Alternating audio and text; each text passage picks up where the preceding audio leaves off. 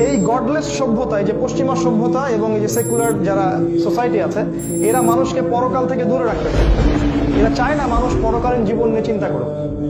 কারণ যদি কোনো মানুষ পরকাল নিয়ে চিন্তা করে এবং তার আল্লাহর সামনে দাঁড়াতে হবে, জবাবদিহিতা করতে হবে, এই বিষয়গুলোকে নিয়ে যদি চিন্তা ভাবনা করে, তাহলে তার পক্ষে পাপ করা সম্ভব না, বা করলেও ইনশাল্লাহ সে আল্লাহর কাছে ফিরে আসবে তওবা করতে।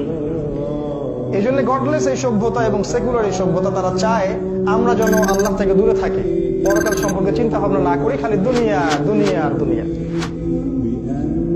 আল্লাহ পাকের কাছে দুনিয়ার মূল্য কতটুকু? একটা মাছির ডানার চেয়েও কম।